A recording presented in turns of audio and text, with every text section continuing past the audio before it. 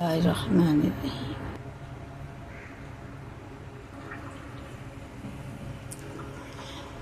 رسول اللہ صلی اللہ علیہ وسلم کا حلیہ مبارک اور آپ صلی اللہ علیہ وسلم کے سونے اور جاگنے کا طریقہ اور نصیحتیں، اور یہ ہمارا پارٹ ہے 15۔ آپ صلی اللہ علیہ وسلم شروع کی رات میں آرام فرماتے اور آدھی رات کے بعد اٹھ جاتے۔ شروع رات میں جب گہری نیند میں ہوتے تو داہنی کروٹ اس طرح سوتے کہ داہنے ہاتھ کی ہتھیلی داہنے گلے کے گال کے نیچے رکھ لیتے اور دعا پڑھتے۔ کسی شخص کو پیٹ کے بل اور اوندھا لیٹا ہوا یا سوتا ہوا دیکھتے تو بہت ناراض ہوتے اور پیر سے اس کو اٹھاتے۔ آپ صلی اللہ علیہ وسلم کھجور کی چھال بھرے چمڑے کے گدے پر یا چٹائی پر یا ٹاٹ پر یا بان کی بنی ہوئی چارپائی پر، کبھی صرف چمڑے یا سیاہ کپڑے پر اور کبھی زمین پر آرام فرمایا کرتے تھے۔ جس ٹاٹ پر آپ صلی اللہ علیہ وسلم آرام فرماتے اس کو صرف 2 بار طے کر کے بچھانے کا حکم دیتے۔ آپ صلی اللہ علیہ وسلم سونے میں خراٹے لیتے تھے۔ آپ صلی اللہ علیہ وسلم کبھی چت لیٹتے اور پیر پر پیر رکھ کر آرام فرماتے، مگر اس طرح کہ سطر نہ کھلتا۔ اگر سطر کھلنے کا اندیشہ ہوتا تو ایسے لیٹنے سے آپ صلی اللہ علیہ وسلم منع فرماتے۔ عشاء سے پہلے آپ صلی اللہ علیہ وسلم نہیں سوتے تھے۔ آپ صلی اللہ علیہ وسلم رات میں ایسے گھر میں آرام نہیں کرتے تھے جس میں چراغ نہ جلایا گیا ہو۔ اگر آپ صلی اللہ علیہ وسلم جنابت کی حرکت میں آرام کرنا چاہتے تو پہلے ناپاک جگہ کو دھو لیتے پھر سوتے۔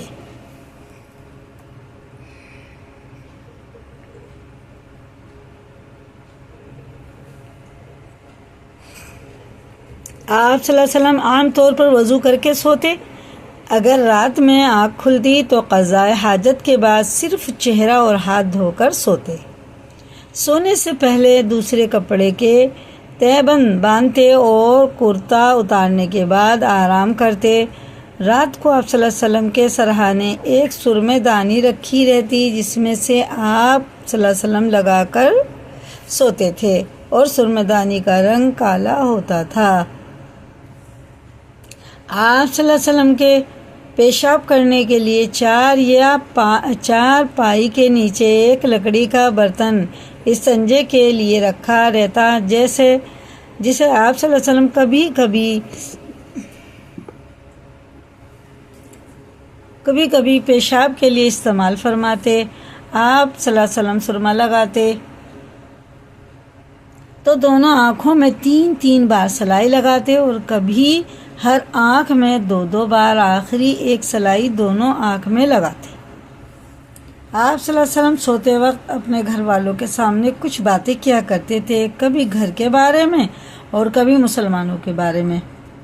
آپ صلی اللہ علیہ وسلم ہر رات کو تکیے پر سر رکھ کر قل هو اللہ احد، قل اعوذ برب الفلق، قل اعوذ برب الناس ایک بار پڑھ کر دونوں ہاتھوں کی ہتھیلیوں میں پھونک لیتے، پھر ان کو کھول کر پورے بدن پر جہاں تک ہاتھ جاتا مل لیتے اور ہاتھوں کو سر اور چہرے سے نیچے کی طرف 3 بار پھیرتے۔ ترمذی۔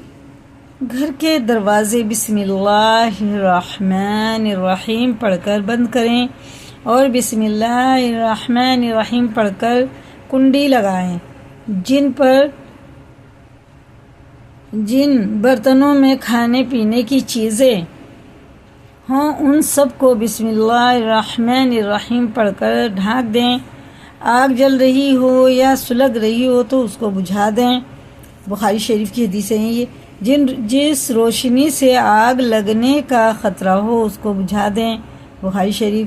بیوی بچوں سے اچھی باتیں کریں۔ ترمذی شریف۔ جب بچے 9-10 سال کی عمر کے ہو جائیں تو بہن بھائی کے بستر الگ الگ کر دیں۔ سونے کے لیے مسواک کر لیں، مشواک شریف، خود بستر بچھائیں، مسلم شریف، تکیہ لگائیں، مسلم شریف، دہانی کروٹ قبلہ رو ہو کر سوئیں، دانے ہاتھ کے اوپر سر رکھ کر سوئیں، تہجد کی نماز کے لیے نیت کر کے سوئیں، صبح سویرے نیند سے بیدار ہونے کے بعد چہرے پر ہاتھوں کو ملیں تاکہ نیند کا خمار جاتا رہے۔ نیند سے جب آپ صلی اللہ علیہ وسلم بیدار ہوتے تو یہ الفاظ کہتے: الحمدللہ الذی احیانا بعد ما اماتنا والیہ النشور، بخاری، ابو داؤد اور نسائی۔ جب سو کر اٹھے تو مسواک کریں، مسند احمد، ابو داؤد۔ اسی کو یاد کریں، لائک کریں، دوسروں کو بھی شیئر کریں اور نئے چینل پہ سبسکرائب کریں۔ اللہ تعالی ہم سب کو سنتوں کو زندہ کرنے والا بنائیں، سنتوں پہ عمل کرنے والا بنائیں، آمین ثم آمین۔